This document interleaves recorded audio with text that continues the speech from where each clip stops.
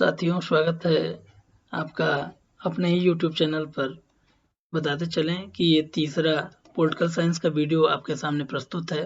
ये 12वीं NCERT पर आधारित है और ये जो बिहार बोर्ड के जो छात्र हैं या जहाँ कहीं भी यदि NCERT का सिलेबस चलता होगा उनके लिए बहुत इम्पोर्टेंट होने वाला है। और दूसरी बात ये है कि ये जितने भी सभी प्रतियोगी परीक्षाएं जो इतनी भी होती हैं उसमें इससे बहुत अच्छे प्रश्न जो हैं वो बनने वाले हैं, तो इसको भी आप याद रखेंगे। वीडियो को आप लास्ट तक देखिएगा। इसमें कुल 40 के 2 सेट आपको हल कराए जाएंगे। कुल 80 प्रश्न आपके होने वाले हैं और व्याख्या करने के बाद हमको जहाँ तक उम्मीद है कि 120 तक आपके प्रश्न जो हैं वो तैयार हो जाएंगे। चलिए आइए शुरू करते हैं। यदि आप इस चैनल पर नए होंगे तो चैनल को सब्सक्राइब करना ना भूलिएगा।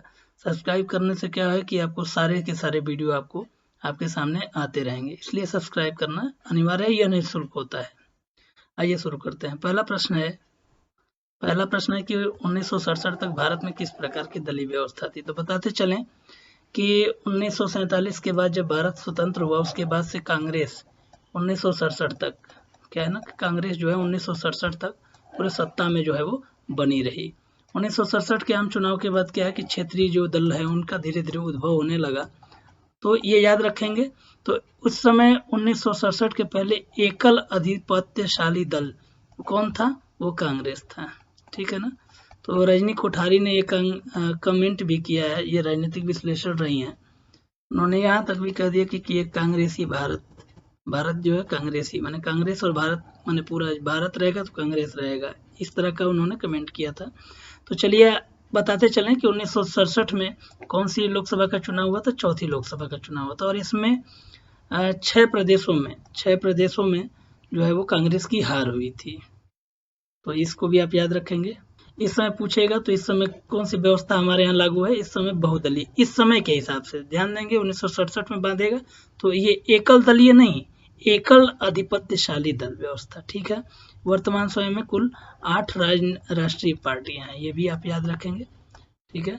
इस समय जो सत्तारूढ़ जो गठबंधन है वह उसको हम बोलते हैं NDA, राष्ट्रीय जनतांत्रिक गठबंधन, नेशनल डेमोक्रेटिक अलायंस इसका फुल फॉर्म है। अगला प्रश्न है कि धारा 370 का संबंध किस प्रदेश से। सब लोग जानते होंगे जम्मू कश्मीर से है। 5 अगस्त 2019 को यह जो है धारा 370 है वो समाप्त कर दिया गया और 31 अगस्त को उसी महीने में 31 अगस्त 2019 को जम्मू कश्मीर को बांट के 2 राज्य बनाया गया, एक जम्मू कश्मीर बन गया और दूसरा लद्दाख बन गया। इसको भी आप याद रखेंगे, याद रहना चाहिए। अगला क्वेश्चन पूछा है कि 5 सूत्री कार्यक्रम जो 5 सिद्धांत बनाए थे जिसको हम पंचशील सिद्धांत भी कहते हैं, इसको भी याद रखेंगे। पंचशील सिद्धांत ये इसके जो जनक थे वो पंडित नेहरू, जवाहरलाल नेहरू थे। आइए एक बहुत महत्वपूर्ण क्वेश्चन के बारे में बात करते हैं। तो दिया है भारत का अंतिम ब्रिटिश गवर्नर जनरल कौन था, ठीक है ना। तो ब्रिटिश गवर्नर जैसे 1947 में बताते चले कि 1947 में जब भारत आज़ाद हुआ तो उसके पहले भी जो थे वो गवर्नर जनरल कौन थे, तो लॉर्ड माउंटबेटन थे। और जब आज़ाद हुआ तब भी अभी यही रहे, ठीक है। जब ये हटे तो इनके बाद जो है भारतीय गवर्नर जनरल को बनाया गया, तो ये सी राजगोपालाचारी, ठीक है ना। तो अंतिम पूछेगा स्वतंत्र भारत का पूछेगा तो इसका उत्तर जो होगा वो स्वतंत्र भारत का पहला पूछेगा तो माउंटबेटन होगा, अंतिम ब्रिटिश गवर्नर जनरल पूछेगा तो माउंटबेटन होगा। यदि प्रथम भारतीय पूछता है तो इनके माउंटबेटन के बाद ये सी राजगोपालाचारी हुए। ये पहले भी थे, पहले मन स्वतंत्रता के बाद ये पहले गवर्नर जनरल बने और इनके बाद कोई गवर्नर जनरल नहीं बना। तो अंतिम भारतीय गवर्नर जनरल पूछेगा तो इसका भी उत्तर यही होगा।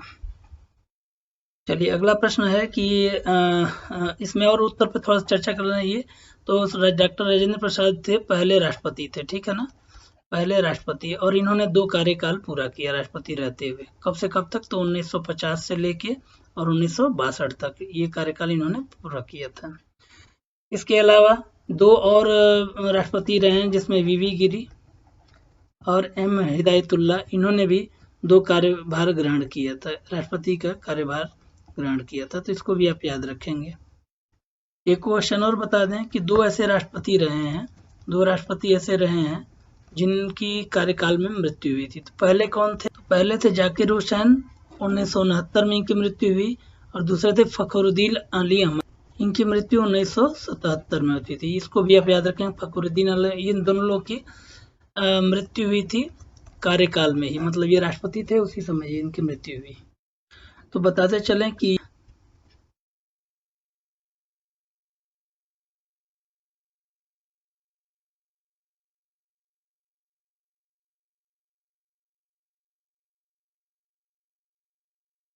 तीसरी पंचवर्षीय योजना की अवधि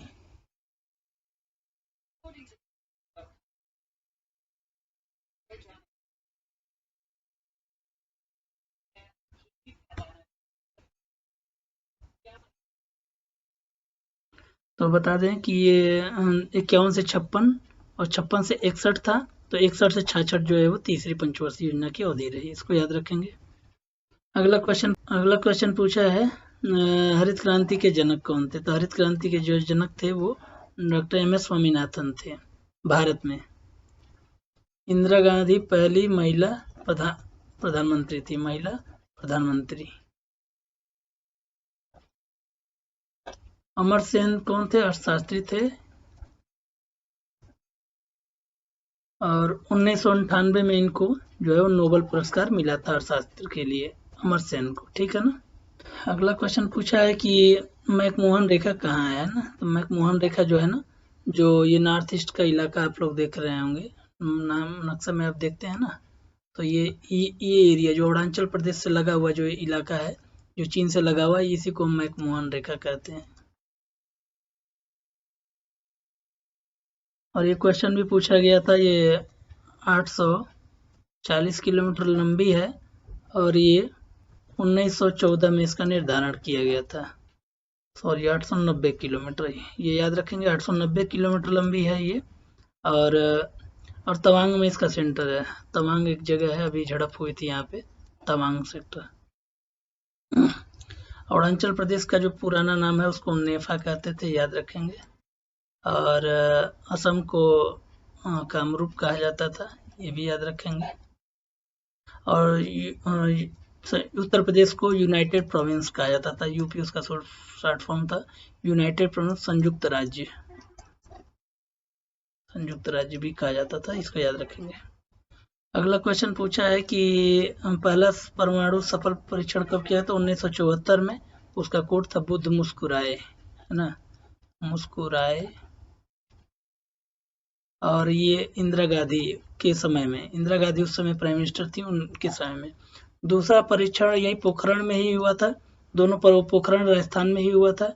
तो इस समय अटल बिहारी वाजपेयी प्रधानमंत्री थे, इसको भी आप याद रखेंगे। अगला दिया है कि भारत पर आक्रमण कर पंचशील का, तो 1962 में चीन ने जो आक्रमण किया था, तो पंचशील समझौता का क्या किया था? उल्लंघन किया था। अगला क्वेश्चन था जो गरीबी हटाओ का जो नारा दिया गया था, उसका परिणाम जो है चौथा जो चुनाव लोकसभा का हुआ था, तो इसमें जो कांग्रेस है वो सिमट के केवल 6 राज्यों में इसकी बहुत करारी हार हुई थी, ठीक है ना, ये याद रखेंगे। ये भी पूछता है 1967 के बाद जो एकल आधिपत्य जो था कांग्रेस का वो समाप्त हो गया, 1967। अगला क्वेश्चन पूछा नवनिर्माण आंदोलन जो है वो राजस्थान में विफल हो गया था, ठीक है ना, इसको याद रखेंगे। विफल कहाँ हुआ था? तो राजस्थान में।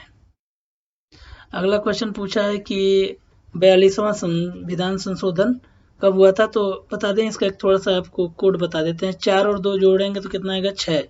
इसको याद रखेंगे। 42 और 44 में बहुत कंफ्यूजन होता है। तो 42वां जो हुआ था 1976 में हुआ था, और 44वां जो था वो 1978 में हुआ था। और इस चलिए इससे दो फैक्ट आपको बताते हैं जो बहुत महत्वपूर्ण है।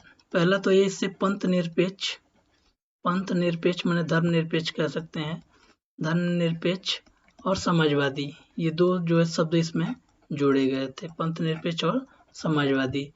और इसको 42वें संविधान संशोधन को लघु संविधान भी कहा जाता है, ध्यान देंगे, लघु या मिनी संविधान भी कहा जाता है। इसमें बहुत ज्यादा संशोधन हुआ था, या इसको कहीं कहीं इंदिरा संविधान भी कहा जाता है, याद रखेंगे। उस समय इंदिरा गांधी की सत्ता थी, इंदिरा संविधान।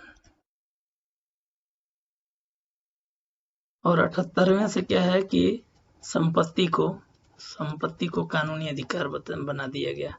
संपत्ति का अधिकार जो था उसको हटा के कानूनी अधिकार बना दिया गया। 300A 300 क, इसको भी आप याद रखेंगे। 300 का जो अनुच्छेद है ये संबंध है संपत्ति के अधिकार को कानूनी अधिकार बना दिया गया। संपूर्ण क्रांति का जो नारा था वो बिहार के जो नेता नेतृत्व करता थे जयप्रकाश नारायण, इन्होंने दिया था। ठीक है, तो याद रखेंगे। शिवसेना आप जानते हैं बाल ठाकरे और राज ठाकरे का जो है वो तो महाराष्ट्र में है ना, तो इनको याद रखें, महाराष्ट्र की पार्टी। सुंदरलाल बहुगुणा ये उत्तराखंड, जो वर्तमान में उत्तराखंड है, तो जो चमोली जिला है वहाँ पे चिपको आंदोलन चलाया गया, तो वहाँ वनों की जो कटाई हो रही थी, तो चंडी प्रसाद भट्ट और सुंदरलाल बहुगुणा, दोनों लोग का नाम याद रखें, चंडी प्रसाद भट्ट और सुंदरलाल बहुगुणा। सूचना का अधिकार, राइट टू इंफॉर्मेशन जो है वो 2005 को लागू किया गया। इसको RTI भी लिख सकता है, याद रखेंगे, राइट टू इंफॉर्मेशन। अगला है मंडल कमीशन, जो कि पिछड़े वर्ग के लोगों के लिए आरक्षण की व्यवस्था पर रिपोर्ट देना था, आरक्षण। तो ये 1990 के दशक की बात है और समय BP सिंह जो है प्रधानमंत्री थे। अगला क्वेश्चन पूछा है कि तृणमूल कांग्रेस पार्टी की स्थापना किसने की थी, तो ज्योति बसु ने की थी, और ये सबसे लंबे समय तक सत्ता में रहने वाले मुख्यमंत्री थे। ठीक है, याद रखेंगे, पश्चिम बंगाल से संबंधित है, पश्चिम बंगाल से। जयललिता जो है AIADMK इस पार्टी से संबंधित है, अन्ना द्रमुक जो पार्टी है। शरद पवार NCP से संबंधित हैं।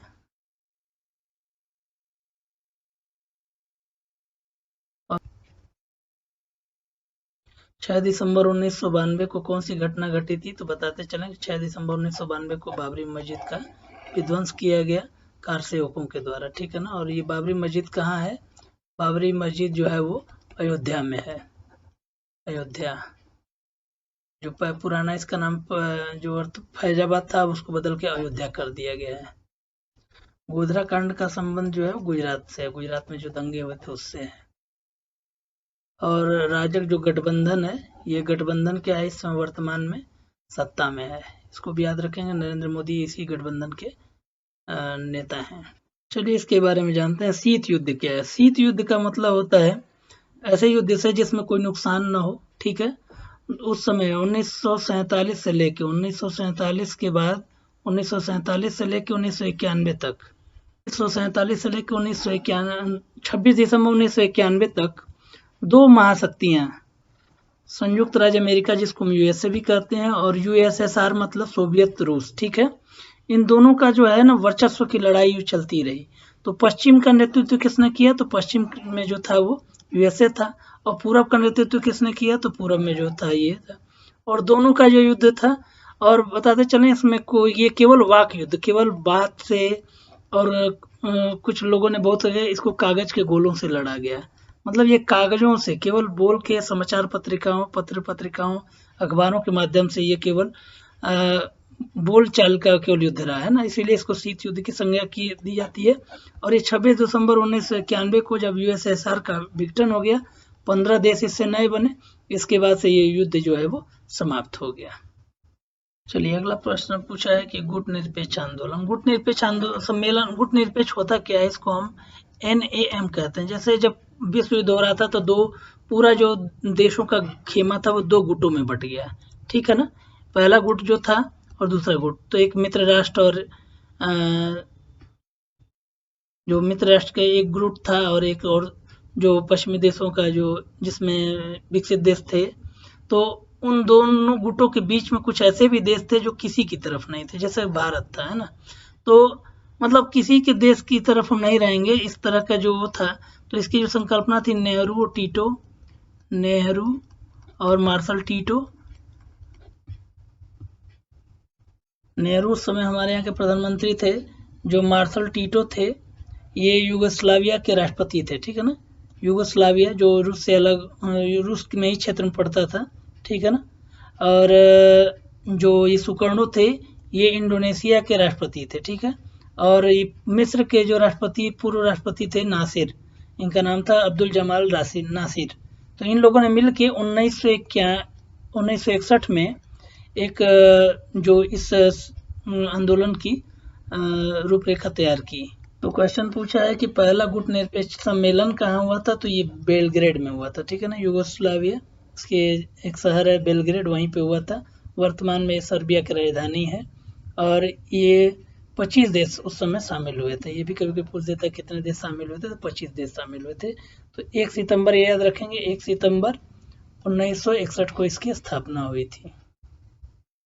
इस समय इसमें कुल 120 देश शामिल हैं, ठीक है ना, और इन देशों को नाम कंट्रीज भी कहते हैं, नॉन अलाइन मूवमेंट कंट्रीज।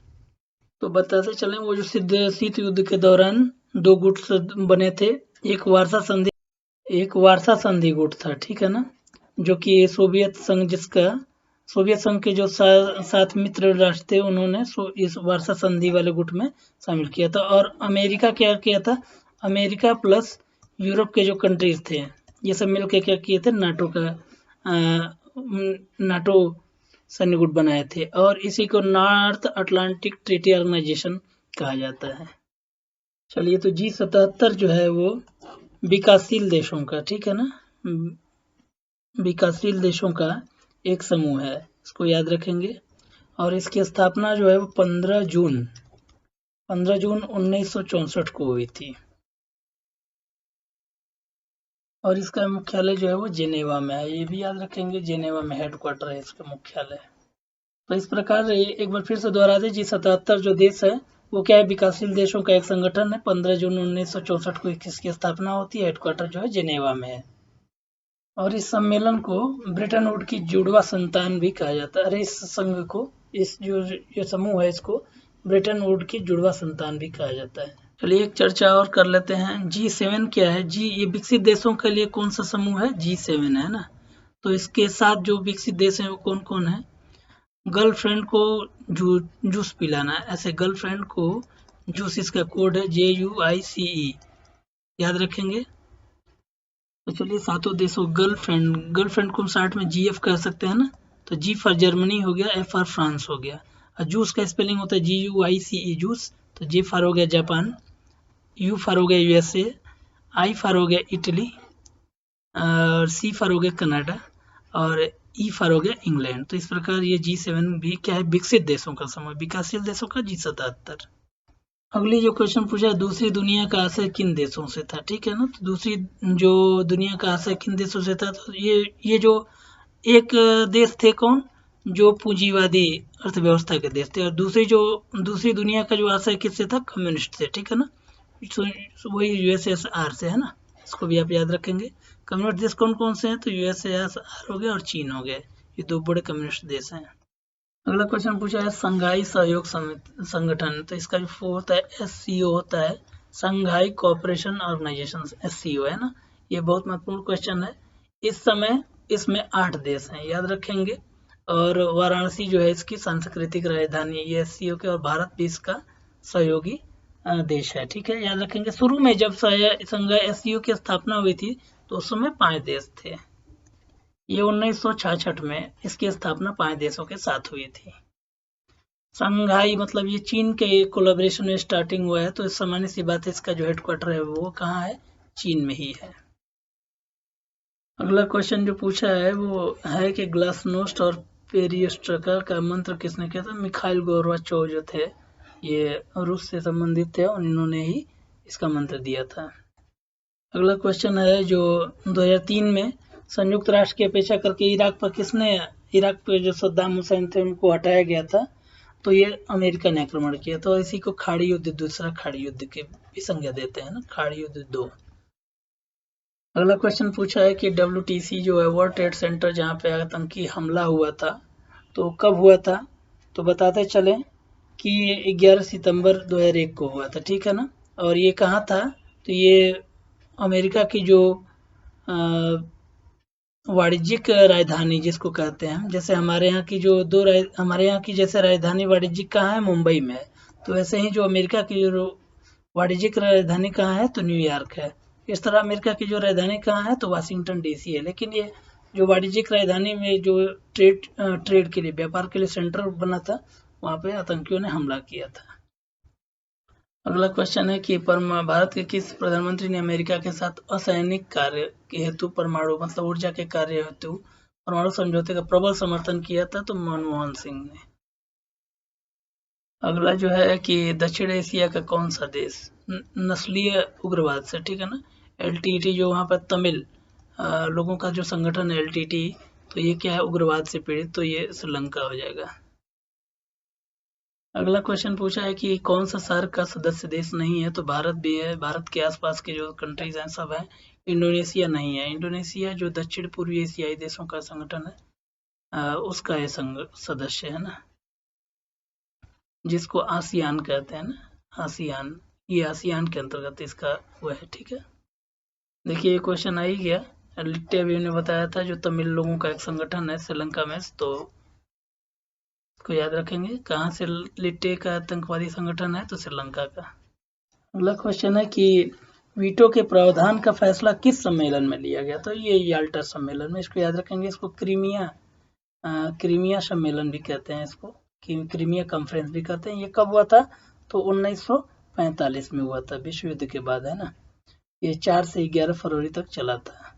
और वीटो माने जैसे वोट देने का जो अधिकार है, कि किसी कार्य को कोई संगठन ले रहा है, निर्णय ले रहा है, तो उसमें न करने का जो अधिकार है उसको वीटो पावर कहते हैं।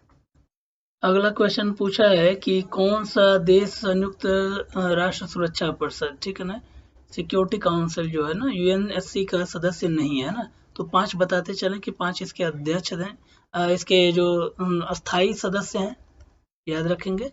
और 10 जो होते हैं 2 साल के लिए चुने जाते हैं, अस्थायी सदस्य होते हैं।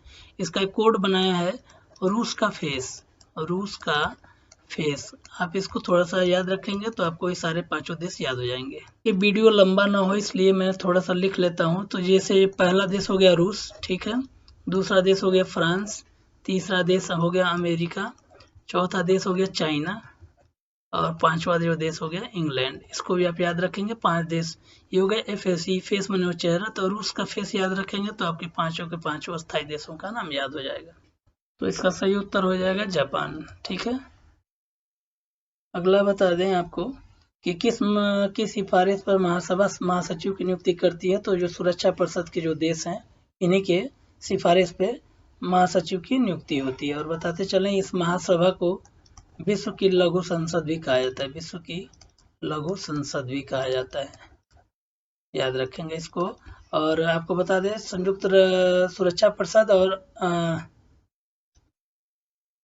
चलिए वीडियो लंबा हो जाएगा, आगे बढ़ते हैं।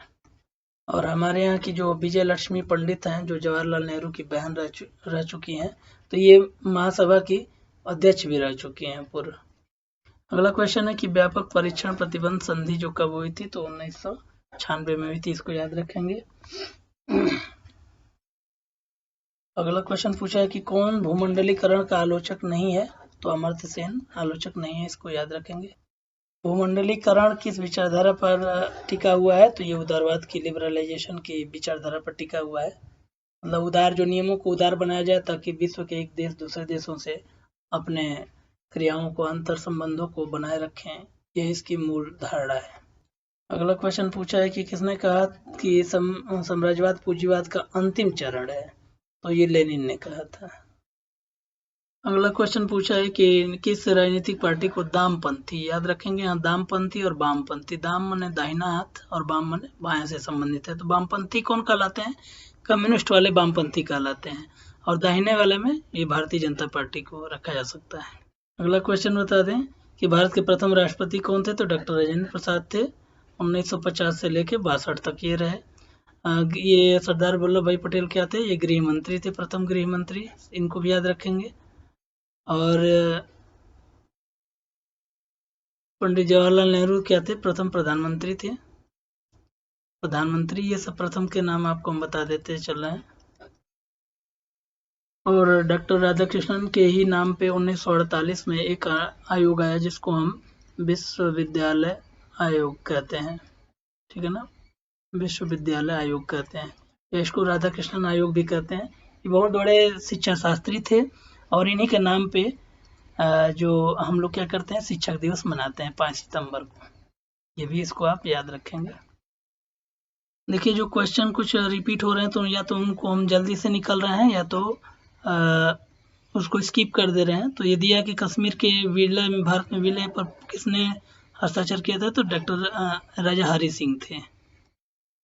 इसको हम एनडीसी भी कहते हैं, नेशनल डेवलपमेंट काउंसिल, एनडीसी। ये भी कभी कभी पूछ देता है ऐसे शार्ट में। तो इसकी स्थापना बताते चलें 6 अगस्त 1952 को हुई थी। योजना आयोग का कब हुआ था, तो 1950 को हुआ था। देखिए अगला क्वेश्चन है कि योजना आयोग का नया नाम क्या है, नीति आयोग है, ठीक है ना। 1 जनवरी 2015 से ये अस्तित्व में आया है। बता दें कि अंतर्राज्यीय परिषद क्या है, ये जो है राज्यों के बीच संबंधों के को लेके अंतर्राज्यीय परिषद, और इसकी जो नियुक्ति, जो इसकी स्थापना है वो 28 मई, याद रखेंगे 28 मई 1990 को हुई थी। और उस समय जो आयोग कौन था इसके लिए, सरकारीय आयोग। ये भी कई बार पूछा हो कि सरकारीय आयोग का संबंध किस परिषद से है, तो अंतर्राज्यीय परिषद से। 28 मई 1990 को ये बना था, ठीक है। अल्पसंख्यक आयोग क्या करता है, तो अल्पसंख्यक जो हमारे यहाँ जो जिनकी जनसंख्या कम है उनको हम अल्पसंख्यक कहते हैं, और इनके हितों को लेके जो बनाया जाता है उसको हम अल्पसंख्यक आयोग कहते हैं। इसकी स्थापना 17 मई 1993 को, ठीक है ना, 17 मई 1993 को। इसको भी आप याद रखेंगे। 28 मई 1990 को सरकारी आयोग की सिफारिश पर अंतर्राज्यीय परिषद अल्पसंख्यक आयोग का जो स्थापना हुआ था 17 मई 1993 को हुआ था। और एनडीसी का मैंने बता ही दिया, 1952 को स्थापना हुआ था। इसका भी आप स्क्रीनशॉट ले लीजिएगा क्योंकि बहुत महत्वपूर्ण ये सारे समझौते हैं, इनके सही समय दिया हुआ है। तो ताशकंद समझौता में लाल बहादुर शास्त्री जो प्रधानमंत्री थे, इनकी मृत्यु हो जाती है वहीं पे 1966 में, और यहीं पे इन्होंने हस्ताक्षर किया था, तो याद रखेंगे। सिंधु नदी समझौता 1960 में, शिमला समझौता 1972 में, और भारत पाक समझौता जो है 1959 में हुआ था। तो ये सारे समझौते हैं, इसको याद रखेंगे। ये कई बार समझौतों का सन पूछ लिया है। अगला क्वेश्चन पूछा है कि भारत और पाकिस्तान के बीच में कारगिल युद्ध कब हुआ था, तो 1999 में हुआ था, ठीक है ना। और 26 जुलाई को भारत ने अपने जो कारगिल का जो पॉइंट था उस पर विजय प्राप्त कर लिया, तो इसलिए 26 जुलाई को हम विजय दिवस के रूप में भी मनाते हैं। 26 जुलाई 1999 को ये युद्ध समाप्त हो गया। अगला क्वेश्चन पूछा है कि सिंडिकेट पदबंध से किसका संबंध था, तो सिंडिकेट युवा तुर्क किसको कहा जाता है, चंद्रशेखर को कहा जाता है, ठीक है ना। इसको भी आप याद रखेंगे। इनको भी बलिया के रहने वाले थे। कांग्रेस के इंदिरा विरोधी वरिष्ठ जो नेता थे, इनको सिंडिकेट पद से माने सिंडिकेट इनको कहा जाता था, जो इंदिरा के विरोधी थे। अगला क्वेश्चन पूछा है कि 1959 में स्वतंत्र पार्टी, ठीक है ना, स्वतंत्र पार्टी की स्थापना 1959 में किसने की थी, वही सी राजगोपालाचारी, याद करिए, जो कि स्वतंत्र भारत के प्रथम भारतीय और अंतिम गवर्नर जनरल थे। अगला क्वेश्चन पूछा है कि जनता पार्टी की सरकार में प्रधानमंत्री का पद किसको मिला था, तो जनता पार्टी की जो सरकार थी उसमें मोरारजी देसाई को पद मिला था। ये 1977 में, ठीक है ना, 1977 से 1979 के बीच में प्रधानमंत्री रहे। अगला क्वेश्चन पूछा है कि 1975 में आपातकाल की घोषणा करने वाले राष्ट्रपति कौन थे, तो फखरुद्दीन अली अहमद थे, जिनकी मृत्यु जो कार्यकाल में हुई थी। याद रखेंगे जाकिर हुसैन और इन दोनों लोग की मृत्यु कार्यकाल में हुई थी, याद रखेंगे। ये 1977 तक, 74 से 77 तक ये राष्ट्रपति के पद पे रहे और इनके कार्यकाल में ही मृत्यु हो गई, ठीक है ना। जाकिर हुसैन जी की मृत्यु कब हुई थी, तो 1969 में। इसको भी आप याद रखेंगे। और बता दें कि डॉक्टर नीलम संजीव रेड्डी जो थे, इनका जो कार्यकाल है वह 1977 से 82 तक का रहा, ठीक है। और ये बता दें कि ये पहले से राष्ट्रपति जो निर्विरोध चुने गए थे, निर्विरोध चुने गए थे। इनको भी आप याद रखेंगे। और इनके बाद 82 से 87 तक ज्ञानी जैल सिंह जो है हमारे यहाँ के, ये राष्ट्रपति रहे 82 से 87 तक। और अगला है कि राष्ट्रीय जनता दल भारत के किस राज्य में है, तो वही राजद, ठीक है ना। तो राजद लालू जी की जो पार्टी है वो बिहार में सक्रिय है। इस पर चर्चा हुई थी, इसका जो उत्तर हो जाएगा वो आंध्र प्रदेश हो जाएगा। किस राज्य का निर्माण भाषा के आधार पर हुआ था? तो आंध्र प्रदेश का निर्माण हुआ था। थोड़ा सा इन ऑप्शन के बारे में बात कर लिया जाए। ये जो 3 अन्य ऑप्शन है, तो इसका जो कोड है, जो मुर्गी का चूजा होता है ना, CHUJ, इसको याद आप रखेंगे। तो चूजे पे तो आपका ये इसका क्रम 1915 1915। तो इसमें 1 तारीख को कौन बना? तो छत्तीसगढ़ बना। 9 तारीख को कौन बना? तो उत्तराखंड बना। और 15 तारीख को कौन बना? तो झारखंड बना। इसको याद रखेंगे, 1915 चूजे इसका जो कोड है, और इसके आधार पे इनको आप याद करेंगे। छत्तीसगढ़ किससे अलग हुआ? मध्य प्रदेश से। उत्तराखंड किससे अलग हुआ? उत्तर प्रदेश से। और झारखंड किससे अलग हुआ? बिहार से। तो 1915 चूजे इसका आप कोड बना लेंगे। अगला, इस पे भी हमने चर्चा किया था, तो ये बांग्लादेश फरक्का समझौता का जो संबंध किससे है? भारत और बांग्लादेश के बीच में है ना।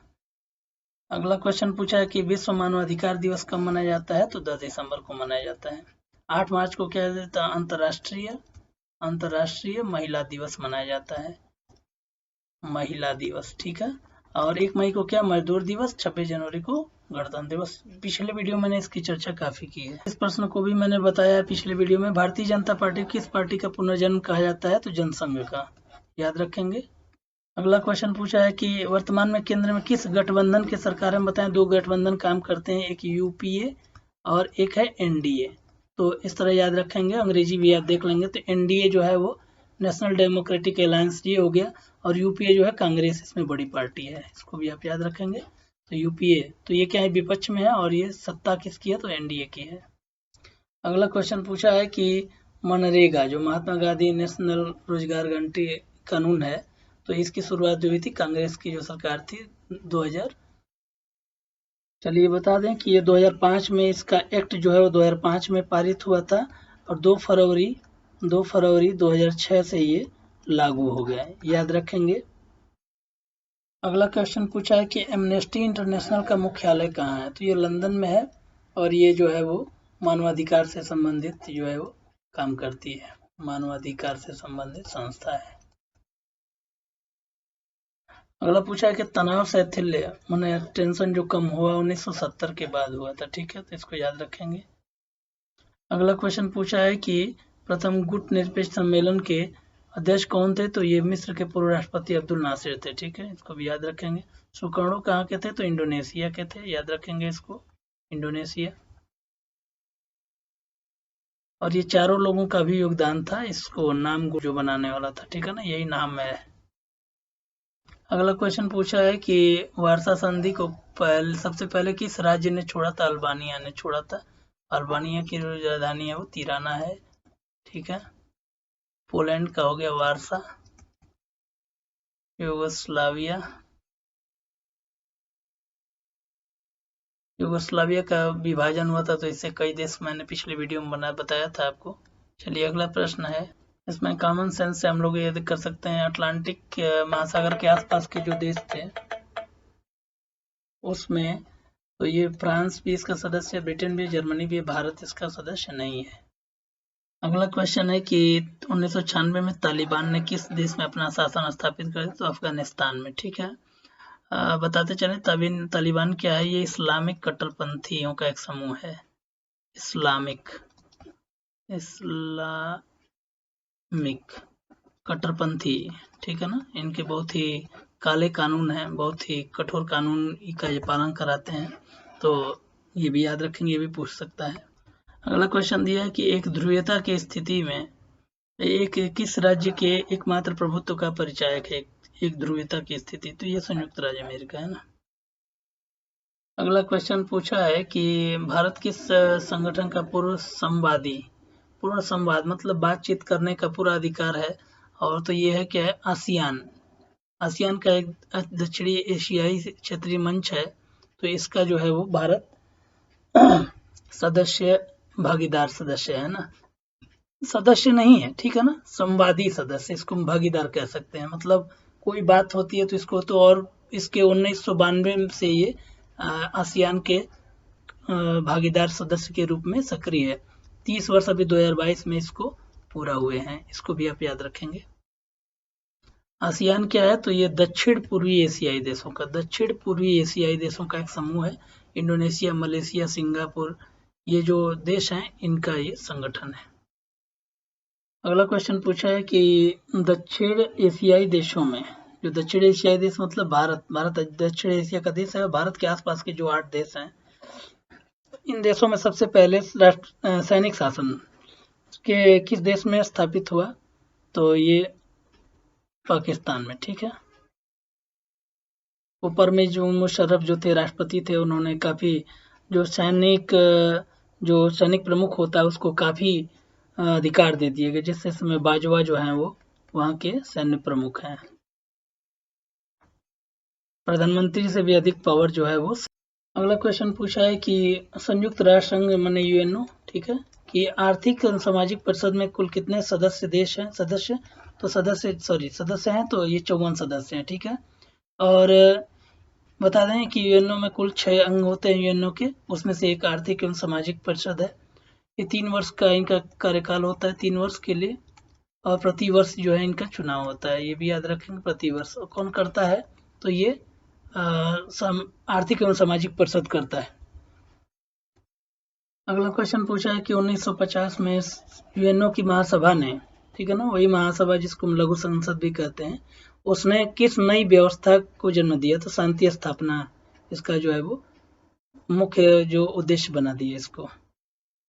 अगला क्वेश्चन पूछा है कि संयुक्त राष्ट्र संघ के किस महासचिव की वायु दुर्घटना में मृत्यु हो गई? तो ये डैग्स हैमरशोल्ड जो कि स्वीडन के रहने वाले थे, याद रखेंगे।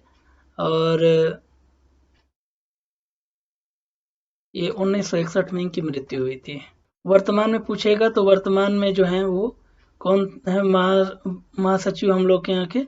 ये यूएसए यूएनओ की बात हो रही है। यूएनओ के जो महासचिव कौन है इस समय? तो एंटोनियो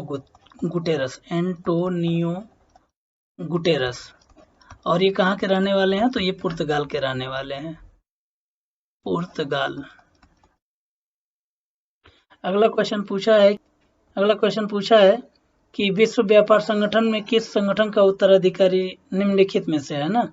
तो ये जो गैट था, GATT, GATT, general agreement on trade and trade tariff जो है ना, तो ये गैट जो है इसी से बाद में क्या बना? WTO बना है, इसको भी आप याद रखेंगे। WTO जो है वो विश्व के जो व्यापार हैं उस पर नजर रखता है, व्यापारिक संबंधों पर। अगला क्वेश्चन है कि क्यूबा संकट किस वर्ष उत्पन्न हुआ? तो ये 1962 के दौरान उत्पन्न हुआ। क्यूबा जिसको हम चीनी का कटोरा भी कहते हैं, ठीक है ना, ये मध्य अमेरिका का देश है, वो भी आप याद रखेंगे। अगला क्वेश्चन पूछा है कि शांति निर्माण की विधि का प्रयोग सर्वप्रथम कहाँ संपन्न हुआ? तो कांगो के गृह युद्ध में, याद रखेंगे, शांति निर्माण की विधि का प्रयोग सर्वप्रथम संपन्न हुआ। अगला क्वेश्चन पूछा है कि नक्षत्र युद्ध कार्यक्रम किस देश ने बनाया? तो ये अमेरिका ने, संयुक्त राज्य अमेरिका। इसको स्टार वार्स प्रोग्राम भी कहते हैं। इसमें तकनीक का प्रयोग करके, जैसे आजकल वर्तमान में मिसाइल बन रही हैं, उपग्रहों से इसका नियंत्रण हो रहा है, तो यह योजना इसी देश ने शुरू किया था। बताते चलें कि जो वीडियोस हैं ये मैं अब प्रयास यही कर रहा हूं कि हर वीडियो में कुछ नए प्रश्न मिले, तो इसलिए यदि 5-6 वीडियो जो भी आएंगे, सिलेबस पूरा कंप्लीट हो जाएगा आपका। तो इन सभी वीडियो को आपको जरूर से आप देखते रहिए। यदि चैनल पर नए हैं तो सब्सक्राइब करना ना भूलें तथा वीडियो देखने के बाद लास्ट में आप इसको लाइक करें और कमेंट भी करके बताएं कि ये वीडियो आपके लिए कैसा रहा। यदि आप सब्सक्राइब करेंगे तो आपके सारे के सारे जो जितने भी वीडियोस हैं वो सारे के सारे वीडियो आप निःशुल्क देख पाएंगे, अन्यथा कुछ कम दिखाई पड़ेंगे, है ना, इसलिए सब्सक्राइब करना जरूरी है। अगला क्वेश्चन पूछा है कि पूर्व के आर्थिक बाघ जो new economic tigers of east, ठीक है ना, इसमें कौन आया? तो मलेशिया जिसकी राजधानी क्या है? कोलालमपुर है, और इसको मलय प्रायद्वीप भी कहते हैं, तो याद रखेंगे मलेशिया। अगला क्वेश्चन है कि लुक ईस्ट पॉलिसी, मतलब भारत भी व्यापार के लिए पूर्वी देशों की तरफ जो है कैसे निवेश बढ़ाया जाए, इसके लिए 1991 से जब वही ग्लोबलाइजेशन का दौर आया उसी समय से भारत भी इसके लिए प्रयासरत है। तो 1991 से पूर्व लुक ईस्ट पॉलिसी लागू है। अगला क्वेश्चन पूछा है कि भारत में आर्थिक सुधारों की शुरुआत किस प्रधानमंत्री के काल में हुई थी। देखिए, प्रधानमंत्री उस समय से जो थे वो बीपी नरसिम्हा राव थे, ठीक ना। 1990-91 के दशक की बात है ये, 91 में। उसी समय उदारीकरण, भूमंडलीकरण पर जोर दिया गया और प्राइवेटाइजेशन को बढ़ाने के लिए उस समय वित्त मंत्री कौन थे? वित्त मंत्री हमारे पूर्व प्रधानमंत्री डॉक्टर मनमोहन सिंह थे। तो इनको भी काफ़ी, ये भी वित्त मंत्री रहे हैं और बहुत बड़े अर्थशास्त्री भी रहे हैं। तो इन्होंने 1991 में इसकी शुरुआत की थी।